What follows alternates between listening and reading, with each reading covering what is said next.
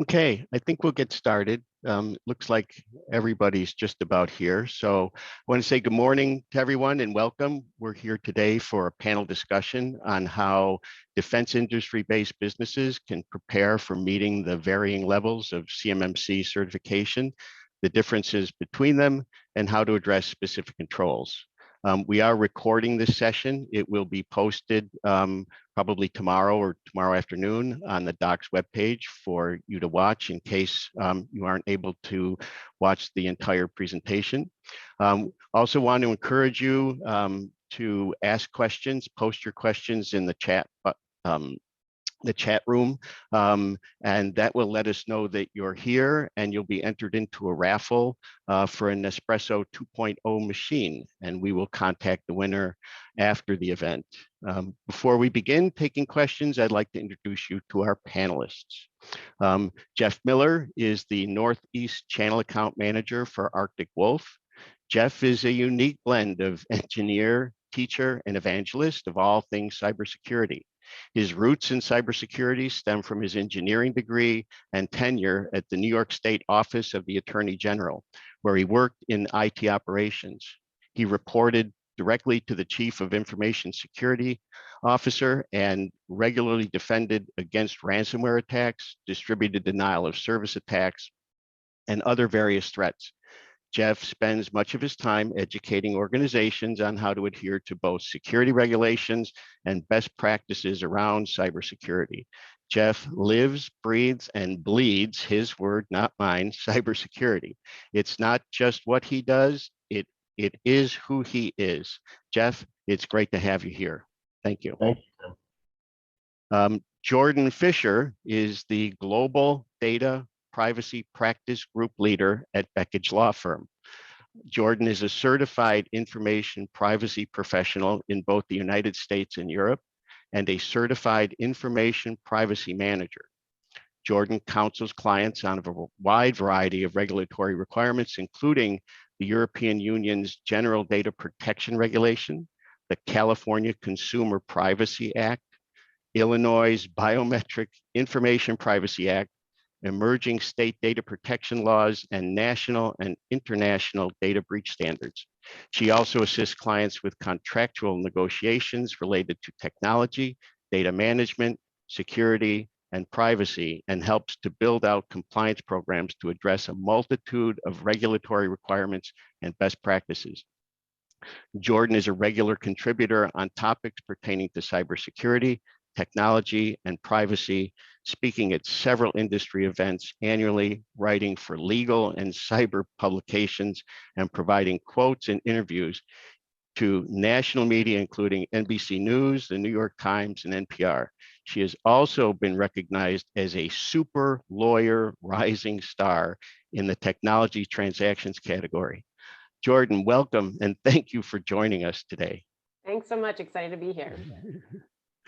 Patrick Shaw is a senior information systems auditor at Docs Electronics.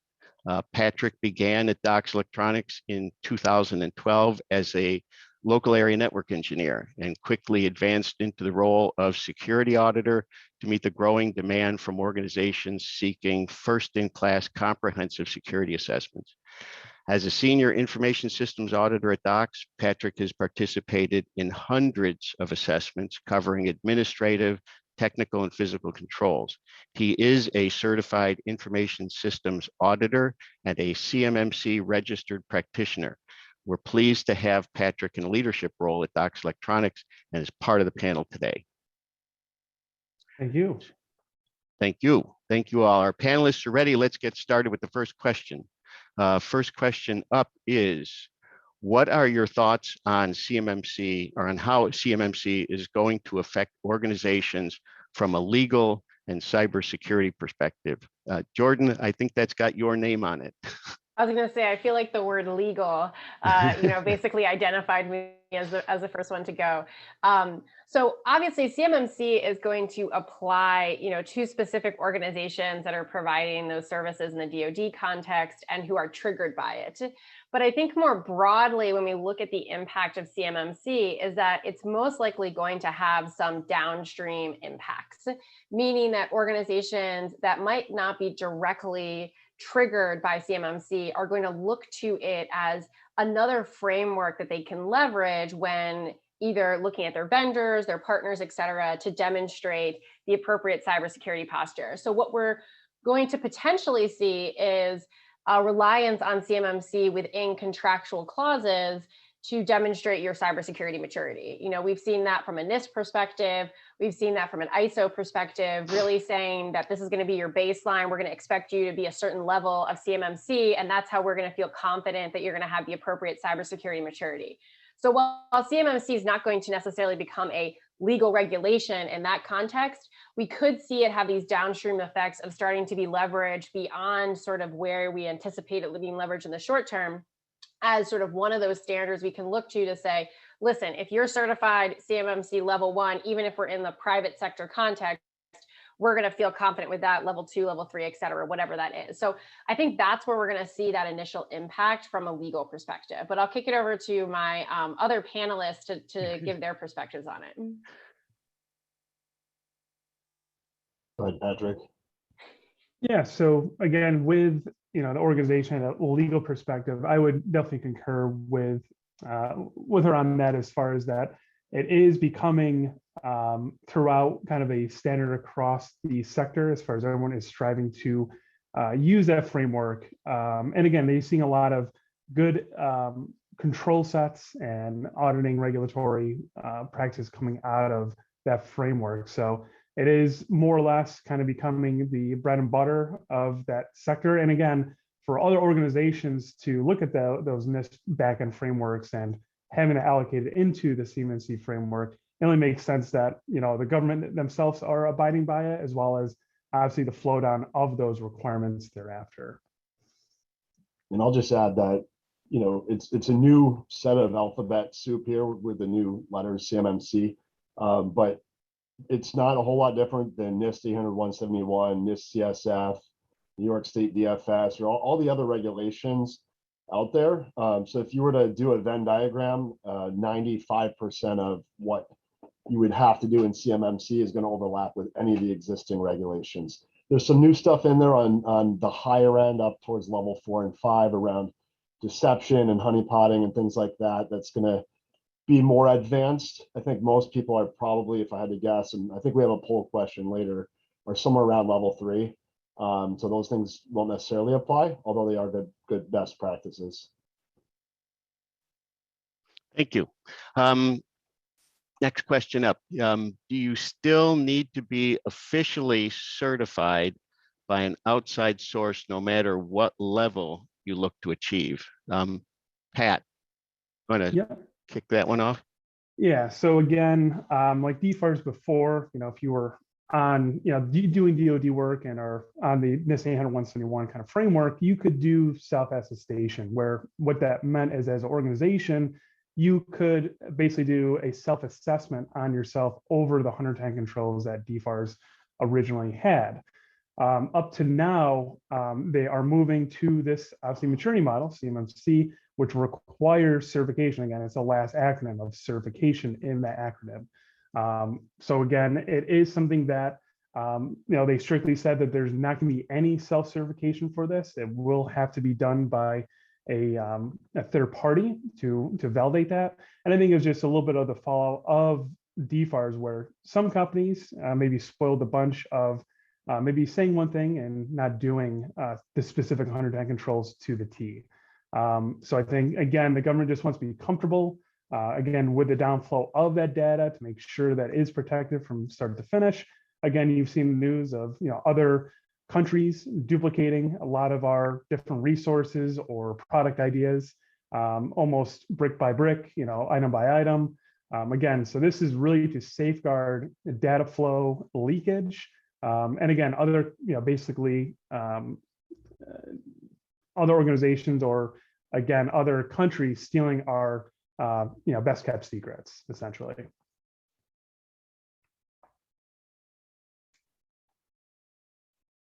Okay. So I have a three-part question here that just came in. It's interesting. First part of the question is, can you provide clarification or more information about the necessary requirements for encryption to meet each level of the CMMC certification? And then, do we need to encrypt all electronics or just those that are handling CUI? And would certain multi-factor authentication methods cover us if we did not have encryption enabled, but are using strong software for passwords and logging controls? Pat, I think that's you and Jeff. Yeah. So again, I guess for the levels, if you are going to be handling CUI, which is going to be necessarily to be encrypted, you're going to be wanting to use a layer of FIPS 140-2. It's just a validation of that cryptography that's been tried and tested, that has been broken, etc. So again, usually a different panel of industry needs to validate those findings, whether it's a appliance, whether it's operating system, etc. But essentially, you need to safeguard both transmission and data at rest. So again, data transmission, you send an email, you are looking at a file on your file server from a client PC. So that would be what that would be. And data at rest would just be, again, like backups per se.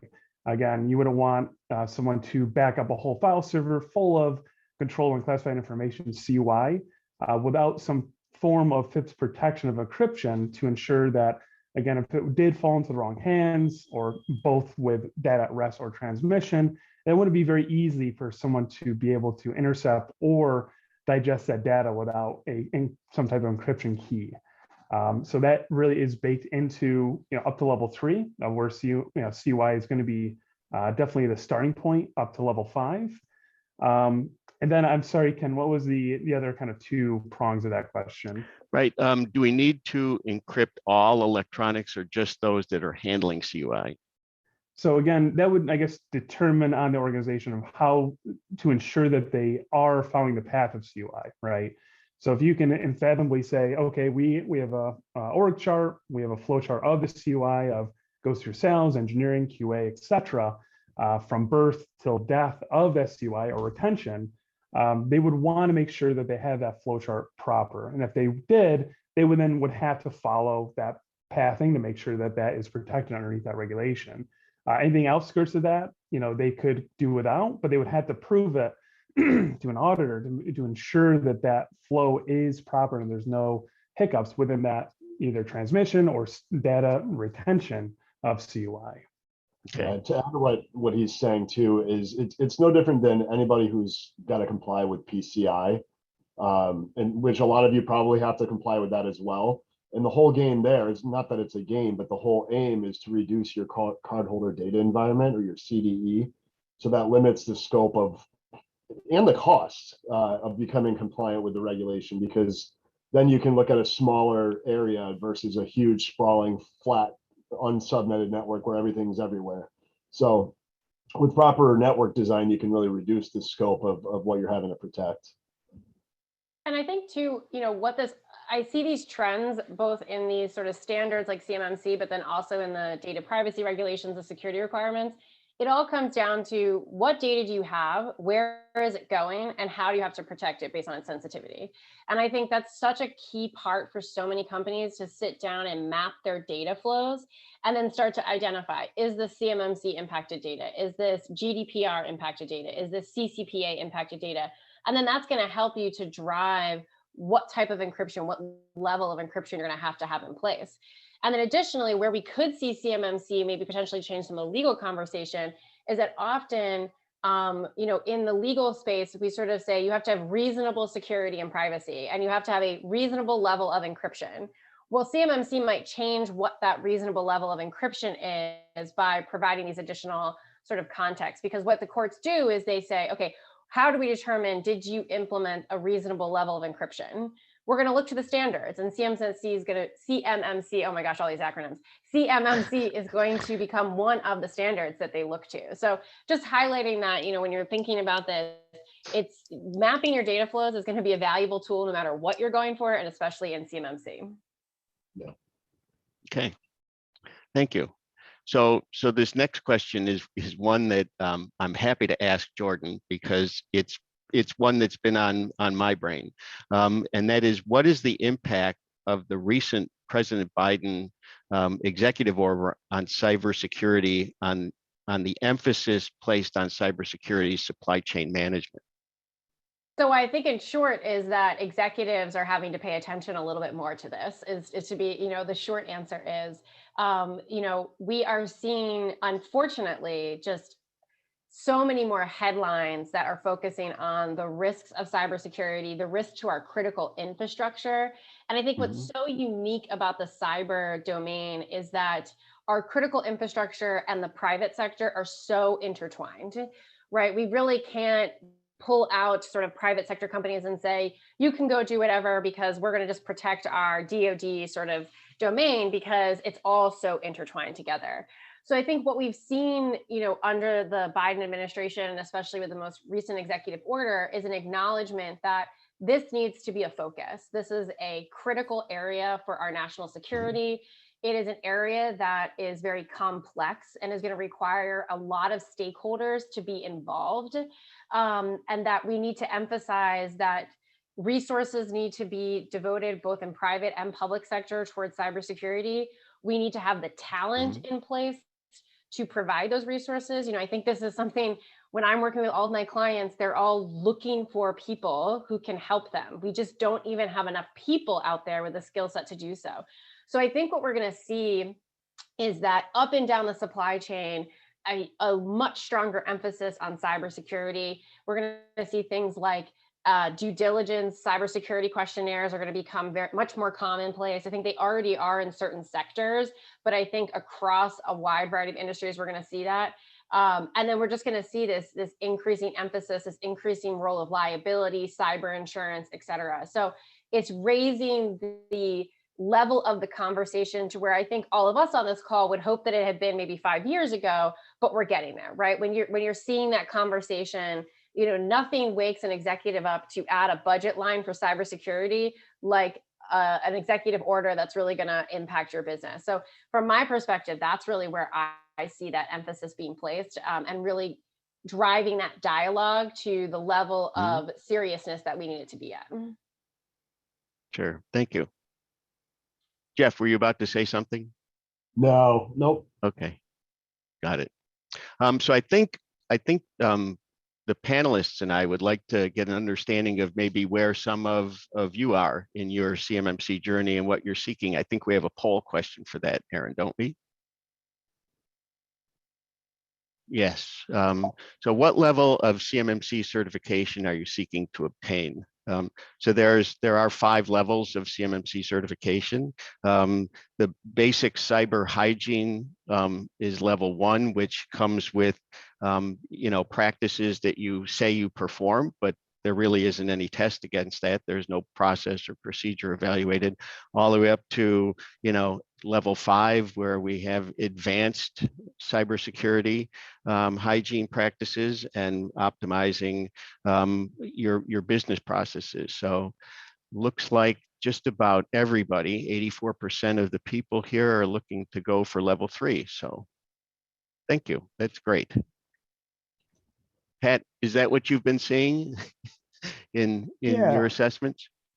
Yeah, for the most part. I mean, if again, everyone wants to be able to protect their environment and do their due diligence, more or less, do they need to go to levels 4 and 5? I think that's to be seen and to be developed, for organizations that are needing to get to that level. But I think just to start, because the regulation itself is new and obviously not fully implemented across the board, that again, level 3 is kind of the sure way of, if you are touching CY, CTI, CDI, there's all sorts of different acronyms of that kind of technical data that people are trying to safeguard, at least at level 3, because they know it's a sure thing of This is the starting point of making sure that our organization is going to be able to carry that and protect it around different contracts or work that we're going to be upholding, that again would be in line of DFARS work. Again, all the 110 controls of DFARS are, basically ingested into the 130 controls at level 3 for CMMC. So it only would make, again, that, jump to, DFARS to level 3, if you're already doing those 110 controls to begin with. So that makes the most sense for most organizations. But again, once you get that level 3, I'm sure, that's going to then push the marker to be more and more diligent and doing those a little bit more critical items thereafter. Sure. Thank you. So the next question up is, beyond NIST 800-171, what additional domains does CMMC add? This is all about what you are, Jeff. Yeah, for sure. So there's 3 new domains, Ken.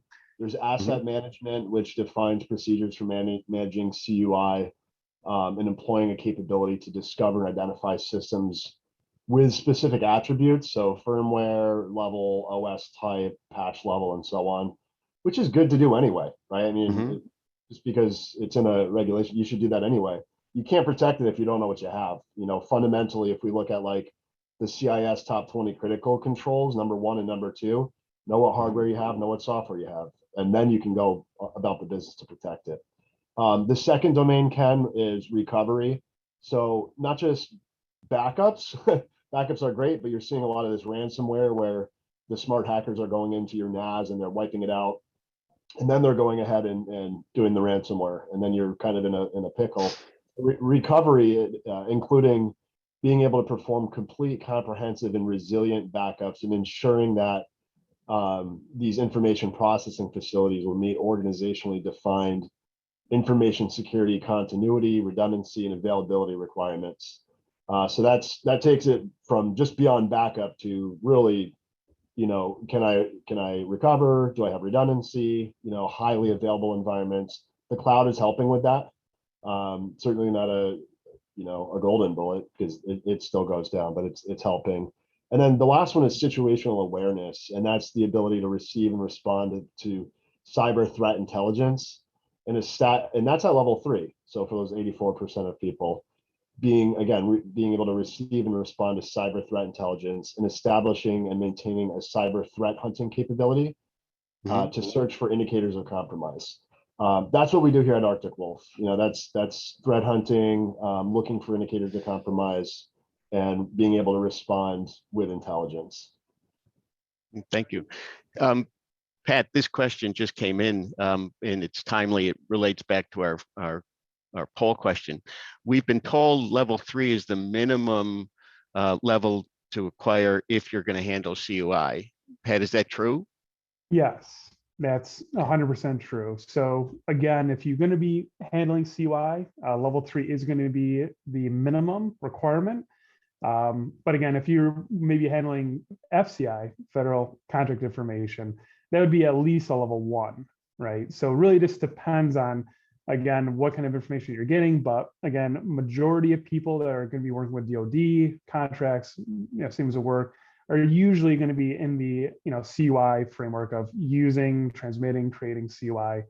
So yes, the minimum would be level 3 to move forward on. Okay, great, thank you.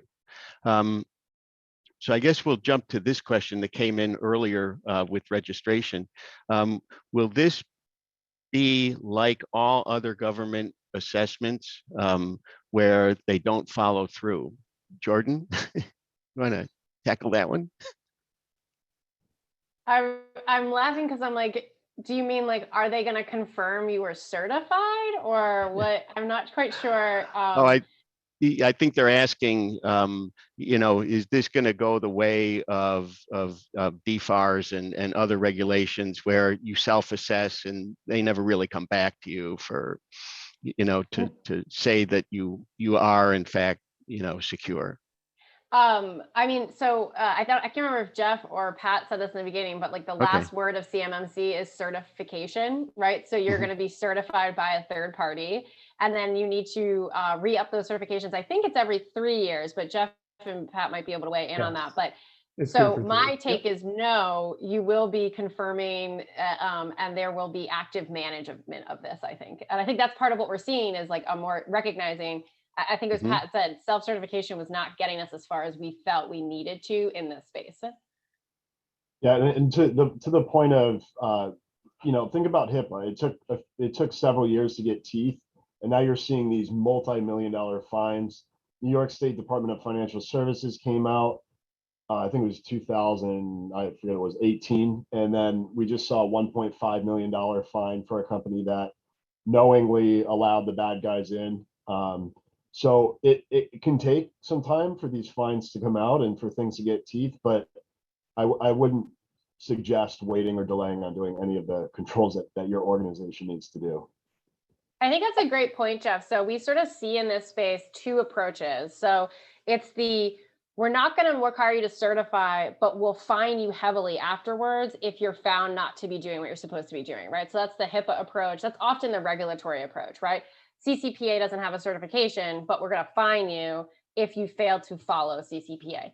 And then we have this other approach, which is the CMMC approach, which is you're going to have to get certified. So it's the ISO approach, that's the CMMC approach, et cetera.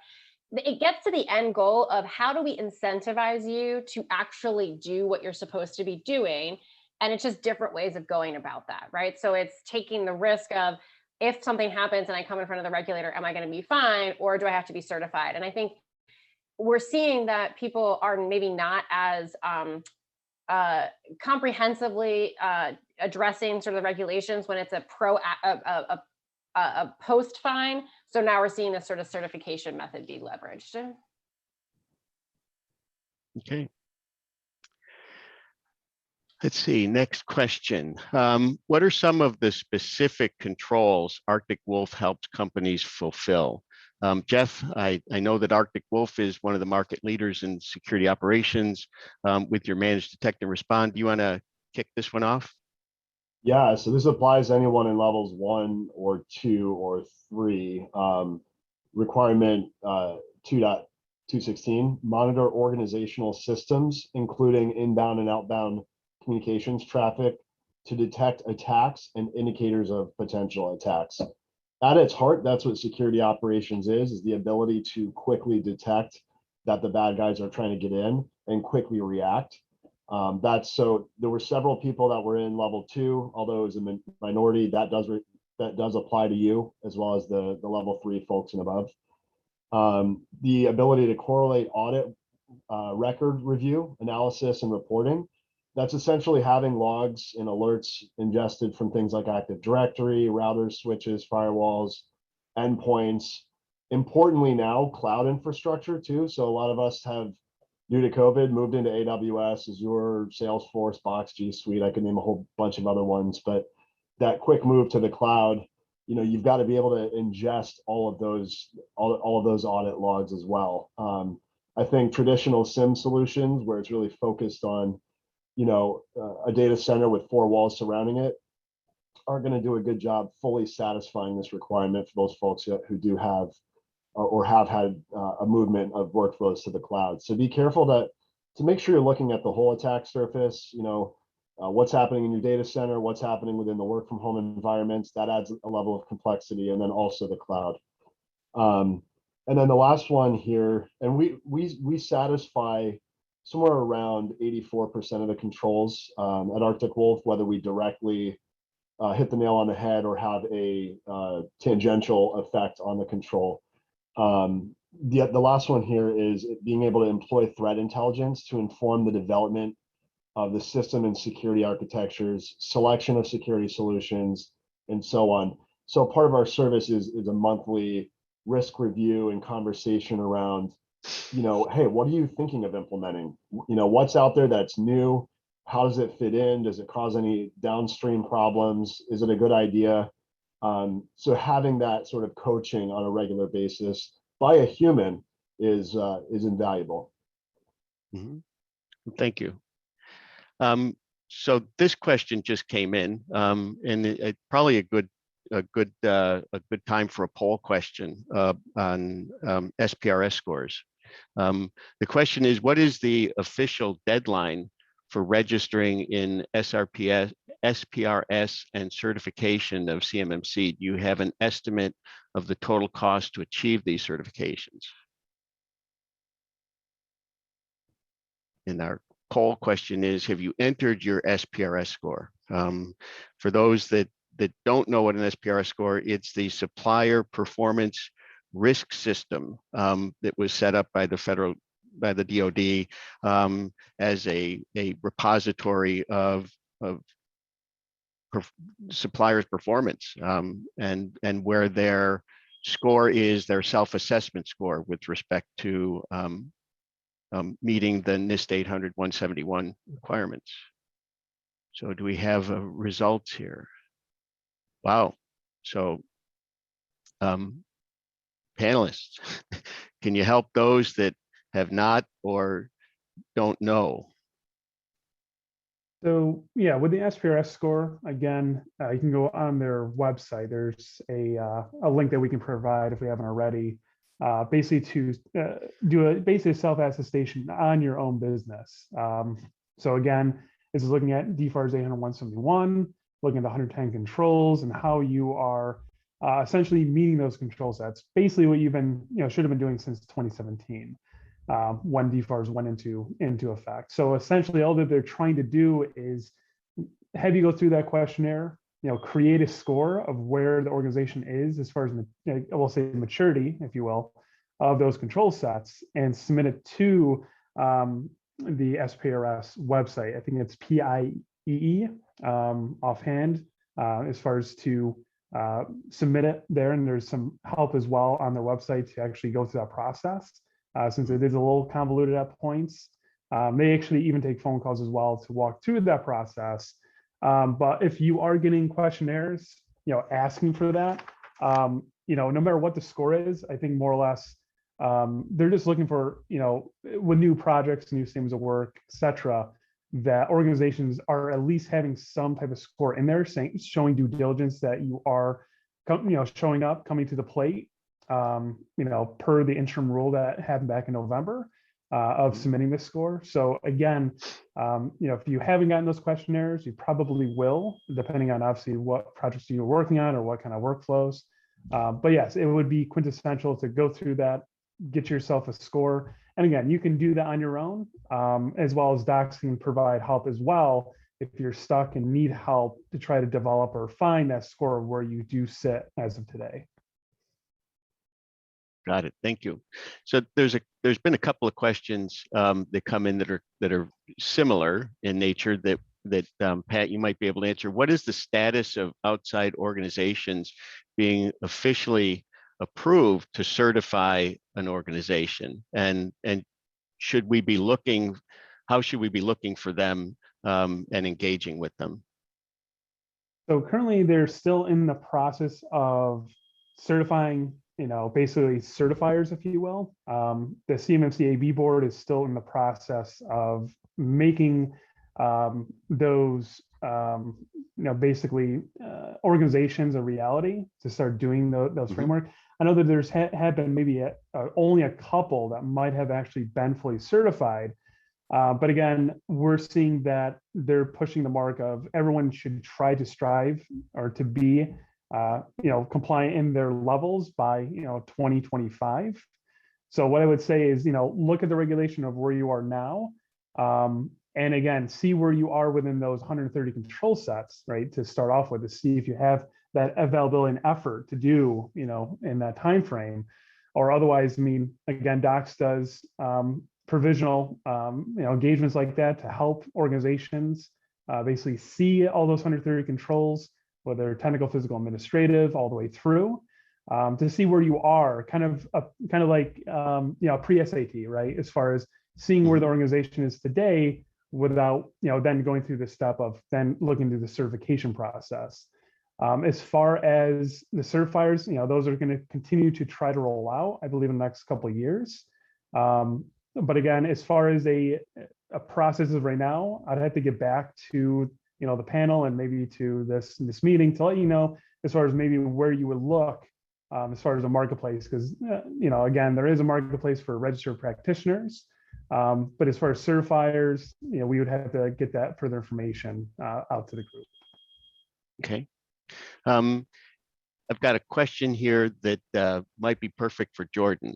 From a legal perspective, how can CMMC be leveraged to address other changing, evolving regulations or legal requirements? And Jordan, I know your firm is heavily involved in regulatory compliance matters, risk assessments, data breach response, not only in the US, but internationally. You want to take the lead on this one?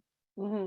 I think Jeff sort of said it really well earlier in the panel, which is this just adds to the alphabet soup of what you can leverage when you're putting in place a security and privacy framework. And really, when you get to the core of a lot of these frameworks, they're saying the same thing, just maybe with a different name or slightly different requirements, but there's core security and privacy principles that are really built into a lot of these different frameworks. And so where I think CMMC can really be leveraged is to help you to first map to other regulatory and standard requirements that you might have. You're going to find a lot of commonality between the CMMC requirements and what you might have to comply with in NIST, or what you might have to comply with under GDPR, CCPA, add the most recent regulation today that probably was passed that we don't even know about yet in there. And that's how it really does feel, because this world is so dynamic and from a legal perspective, it's changing so quickly. Additionally, a lot of the regulations are very privacy focused, meaning that they'll say that you have to have reasonable security, but really leave a lot of discretion up to the organization as to what is that reasonable security going to look like. What do you feel is a reasonably defensible position to take from a security perspective? So if you're already considering, becoming certified under CMMC, let's use that as our baseline from a security perspective, and then cross map that to where the regulations might call out specifics, and then add a privacy overlay to CMMC to address the privacy specific components of a regulation. I think that's a great way to build a program that isn't sort of, you don't have to have separate programs for each of these different things. You have to have a really good core program, some very good controls that you can then cross map to a lot of different requirements that you might have today, or you might have in 6 months, or you might have in a year, because we are fast approaching a world where we have every country internationally having their own privacy regulation and almost every state having their own privacy regulation. And so it's going to get very complex if you try to stand up a CCPA program and now a Virginia privacy program and a GDPR privacy program. And really where you can leverage CMMC, and I think the clarity in CMMC and its controls is to cross map across all of those regulations.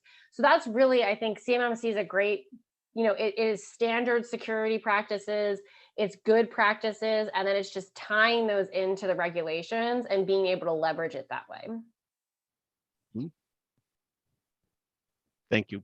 Pat, Jeff, anything you'd add to that one? If not, Jeff, go ahead. Yeah, the crosswalk thing, I mean, you can go online and Google CMMC to NIST or CMMC to 800-171. Coal Fire is a company that has them. They actually performed an assessment on Arctic wolf. So we ourselves every year rotate through independent third-party assessors, which is best practice, just different vantage points, different auditors see different things. But if you Google that CMMC crosswalk, you can have it mapped, like Jordan said, to whatever other regulations that you're also facing.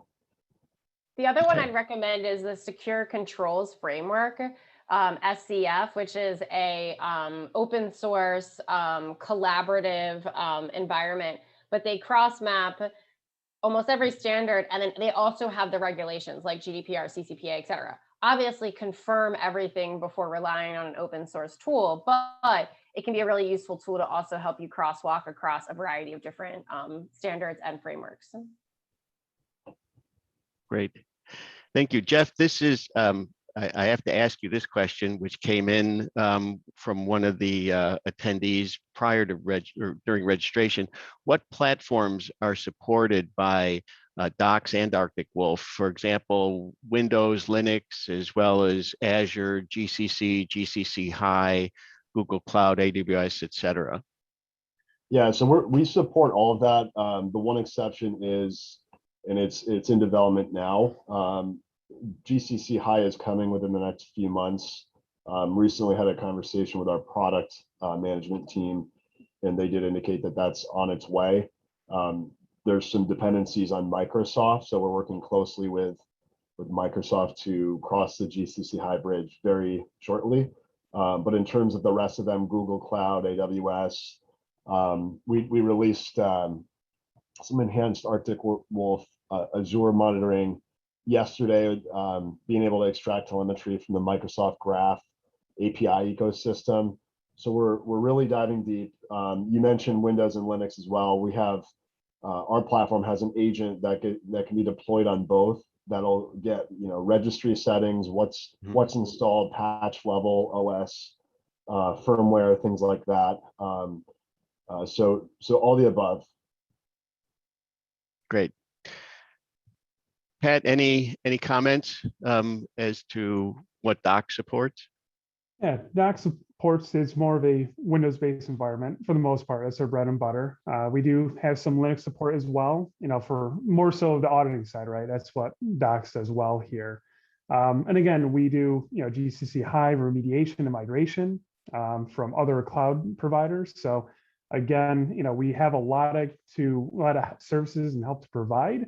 But again, that would be a whole different department to kind of look into our plethora of different other services that we could give out to the general public. Great, thank you. How does CMMC interact with other legal requirements such as GDPR, CCPA, et cetera? Jordan, I'm going to turn to you for that one. Yeah, so I think, building on my prior response around how you can leverage it, I think that it is it is a legal requirement, which means that if you trigger the obligations, then you need to comply with it. So it's not a voluntary requirement. It is something that if you are going to be triggered, you have to comply with it, which is the same as GDPR, CCPA, et cetera. If you trigger the obligations of the law, then you're going to have to sort of go down that path. So the great, sort of first step, if you're thinking about this from a company perspective, is scoping yourself in scope or out of scope for CMMC, scoping yourself in scope or out of scope for GDPR, CCPA, et cetera. That is honestly, that's a PCI. I think Jeff had mentioned PCI. Those are the first steps you take in any of these is do I or do I not have to comply with it? Because that's going to dictate the next steps you take. There could be a different sort of business decision of I might not need to comply with it today, but where our company is going, maybe CMMC is a good baseline to be considering whenever you're sort of making strategic decisions in your back end, et cetera. So we see a lot of companies, they might not be CCPA triggered now, but they can see that coming down. So I'd rather build a CCPA compliant infrastructure now than build something else and have to redo it in 2 or 3 years. Nothing can get your development team going like you have to redo everything because we didn't think about CCPA. So I think being very thoughtful about that, that's one way that CMMC and all of these legal regulations can sort of interact. And then really it just comes down to if you're going to have to do it on the CMMC route and GDPR and CCPA, early on, take a breath and cross map it, because you're going to find the overlap is very significant. And what starts off as, oh my goodness, we're going to have to comply with CMMC, GDPR, CCPA, I mean, just add to the list. Ultimately, does it really result in a ton of different needs for each of those standards and regulations? And so I find so many companies just want to just run headlong into, let's just start building towards controls. Let's do this, let's do X. And if we take a moment, we actually might be able to streamline your approach and make a much more thoughtful, comprehensive program that'll grow with your organization. Because that's the challenge right now. So we have CMMC today, GDPR and CCPA, but like I said, the world's evolving very, very quickly in this space, both from a technical and a legal perspective.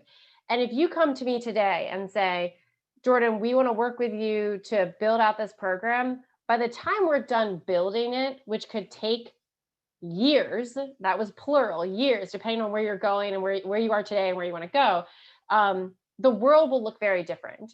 So we need to be really thinking through how do we create a solution that's going to be able to address CMMC today, but then also whatever might come down the pike in the future. So It's really being thoughtful. And I find a lot of companies, it feels like Pandora's box. But when you work with individuals who are in this day to day, like Jeff, Pat, myself, it's not. There's a methodical way to go through this. There's a thoughtful way to go through this. This is nothing new. It's just maybe a new flavor to add to what's already been out there on the market. Great, thank you. This next question is there an advantage to having a third party review my network before the CMMC 3 CPAO auditor is scheduled for my assessment? And what exactly are auditors looking for? And how long do I need to keep information? Pat, I'm going to turn to you first. You've participated in hundreds of these NIST 800, 171, and CMMC pre-assessment audits. What are your thoughts?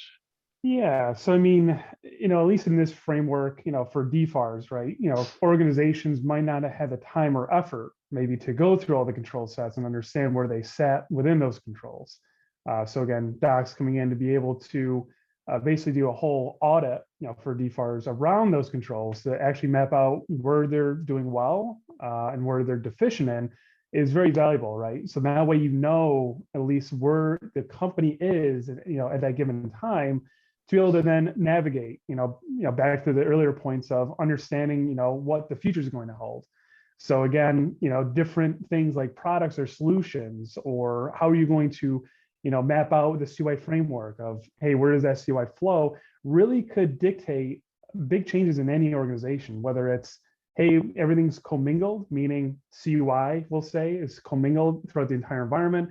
We don't have the ability of separating that, into, say, an enclave or into a segregated area of our environment. Maybe this has to be all in one, so maybe the dictation of the controls and different products and solutions would help, circumvent the whole environment to using a certain, application, service, whatever you might see. But again, if that turned into, oh, we need to do more of an enclave solution, it's maybe more practical, we were able to do it, that might create a subcategory of products or solutions to use just for that subset of individuals, departments, etc. So again, kind of to get the baseline of where the organization is and where you foresee the organization to move, through kind of looking at our audits, is very helpful, and it gives you a lot of context of how to move forward on different controls as far as compliant, non-compliancy. And as far as, I guess, the retention, I guess it really depends on what we're talking about. I mean, if we're talking about the data that you're getting from your clients, that would be more so dictated from your clients, obviously, or from the contracts that you're signing with them. Some might not really provide that information outright. You might need to ask for that, maybe from your prime contractor or so on. Or it might be right in the contract that you need to keep all data points for X amount of years, right? And that might be that technical data, could be FCI information, etc. For the logging, we'll say, basically back to Arctic Wolf, looking at the industry, as full as far as what the regulation is looking for, it's looking at what's going to be best in making sure that, disaster recovery, that you're going to be able to understand what threats are happening, what's occurring in the environment in a timely manner. And again, looking at, data points that IBM just came out with back in 2020, that it took around 228 days for an actual average time to identify a risk in an environment. So with that, docs and other people in the industry, are looking at maybe at least a year for logging level of, Active Directory, switches, routers, access points. So if there is a breach, right, you're going to have that logging level to go back on to understand that if it, wasn't last week, that it happened months and months ago, you still have those audit levels to go through and understand what happened, both for yourself as a company, whether it's even just IP, intellectual property that you're protecting, or again, CMMC with CY, FCI information that you're trying to protect. And again, Arctic Wolf, I think, is a great solution to kind of have that log and retention as well as alerting. So again, you don't have to have someone on demand looking at logs all day, scrolling through. Depending on how large your environment is, that might be a full-time job for someone just to look at logs all day. So again, definitely is good to kind of look at that retention and kind of the different buckets and kind of make what's going to be best for the business and what is obviously budgetary available for you to do. And Pat brought up, when talking about contracts, I think it is important that We work with a lot of organizations to build out contracting protocols that are both upstream and downstream. So what do you feel comfortable you can agree to contractually with your customers and clients? And then what do you need to push downstream because of those obligations to your vendors? And I think CMMC is going to be a great example where we have to make sure that you're putting the appropriate contractual clauses in place, you're putting the appropriate data retention time periods in place for your vendors. If you're going to expect them to maintain logs for a period of time, have you expressly stated that? Have you made that clear to your vendors? Because you might have obligated yourself to a customer to have done something, but your compliance with that is probably only as good as your vendors. And so many of us are sort of built on this complex spider web of vendors who are going to be in varying degrees providing information that's relevant to you that then you might have to provide to your customer. And unfortunately, it is in the breach context where all of this comes to light in the most unfriendly way possible, because it's often not even yourself that's been breached. It could be a vendor or a sub-vendor, and then it sort of just spirals up that supply chain all the way up, and then you end up having obligations. So I think one area to be thinking about is, what are the things under CMMC specifically that I'm going to have to make sure are contractually included? And do we have the correct protocols in place to make sure that those contracts are including that language? Because that's where we often see maybe a disconnect. CMMC feels like a technical framework, and so legal might not be as triggered by it, but we actually need to make sure that it's articulated in those agreements, at least going forward, and then taking the time to go back and look at those. So Pat's comments just made me think of that. That's an important step that should be at least considered as you're going down this journey. Yep. And also, a flow down requirement through DFARS even today is required for anyone that's going to be touching CUI. So if that isn't already in your contracts, I'd really work with your legal team or whoever, you're working with to making sure that that is, rectified moving forward, to making sure that, again, if another person down your chain of supply is, has an information, that you're safeguarding your company by making sure that they're aware of these heightened regulations that you need to abide by. Great, thank you. Aaron, I think we have one more poll question that we wanted to try and get in before the end of the event. So we're curious as to where you are in the CMMC certification process, whether you've not started yet, or you're preparing, or you're remediating from a pre-assessment, or doing self-assessments, or you're ready to move forward. I know we asked that question in registration, when were you looking to become certified? And this will kind of fill in some of the gaps for us, and maybe let other people know where they stand with respect to others. And the answer is, okay. Interesting. So I know we've been scratching the surface. We've done about 350 assessments so far out of 300,000. So I guess kudos to those that are in the process, and to those that haven't started yet. We're all here to help. So I wanted to go to, there've been a couple of questions around cloud. Cloud is being touted as somewhat the saving grace for backup storage and security. We talked a little bit about GCCI. What's your take, panelists, on the effectiveness of security within cloud storage providers and cloud providers in general?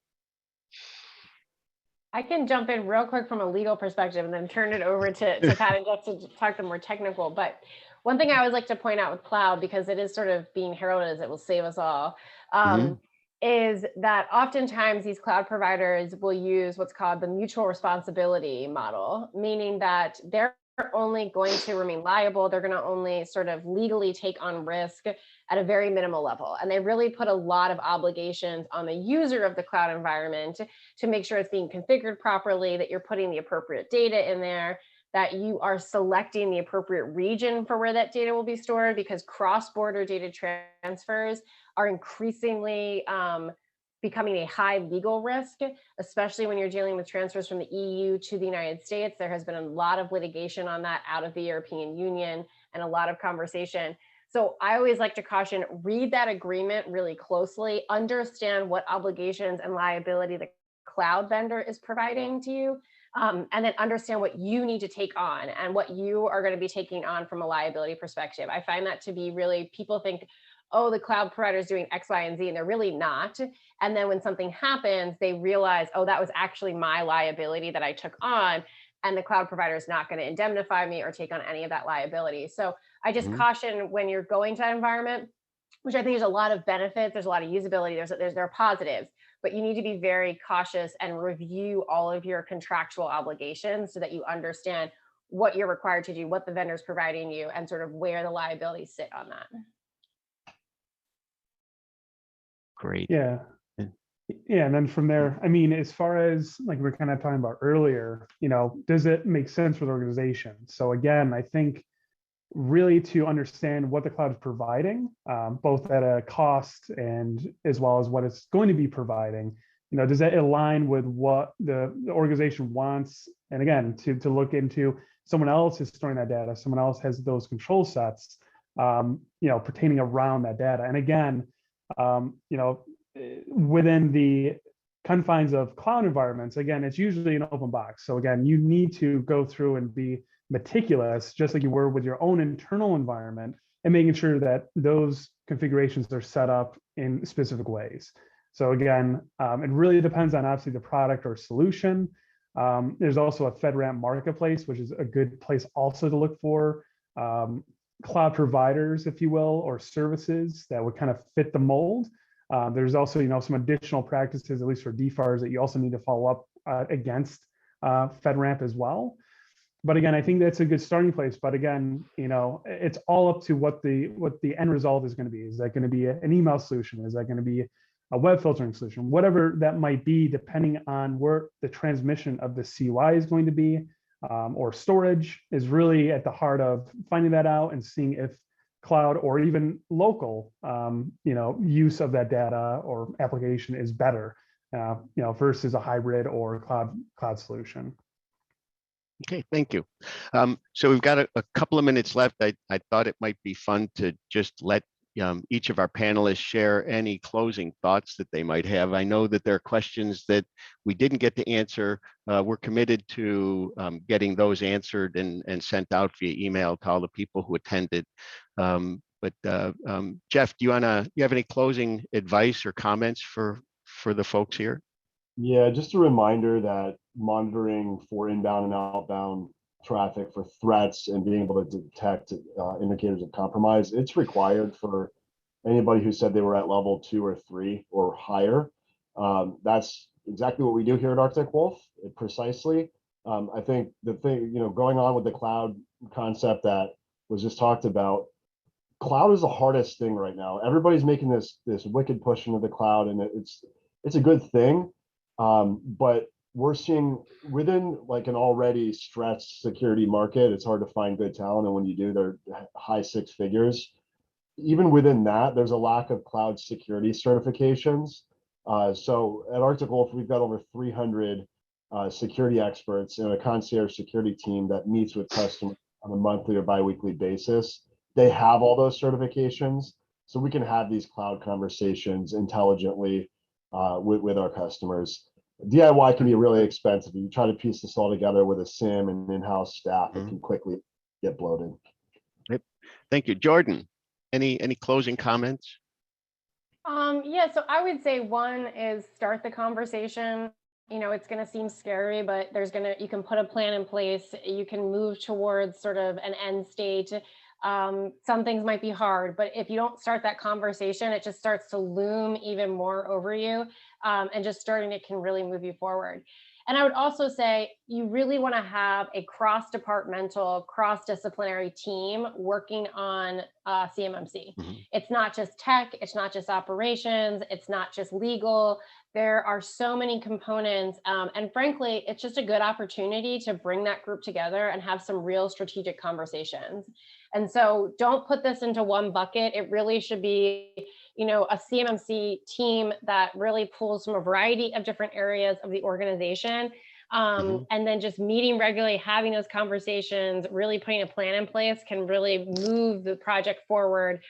Even if it's incremental, it's still moving you forward. Thank you, Jordan. That my experience has been that you're absolutely spot on with that. This is the cybersecurity is not something that's just the IT department's responsibility, or it starts with IT, certainly from an implementation perspective, but I think it's everybody in the organization has a role to fill there. Pat, any closing comments as we come to the end? Yeah, so again, I think anyone that is on this call probably has some type of DoD work or is maybe going to be traversing into that type of work. Again, it does seem daunting, like Jordan was saying, but you had to start from somewhere. And then again, if you are performing DFARS contracts now, level 3 is really going to be where you're going to need to be to keep those contracts in place. So again, to making sure that you can review, look at those 130 controls and be set and ready from around, we'll say 2025, when all the contracts will really start, I believe at that point, really be all CMMC based. Where again, then it's going to be as far as if you're not level 3, then you're not going to be able to participate in this type of contract. So the sooner, you're able to identify controls or different deficiencies across your whole organization. Again, it's multifaceted. It's administrative, technical, physical, making sure you have good policy structure, making sure you have good physical security and awareness. I mean, it's definitely, the whole organization is definitely going to have to be involved at different levels.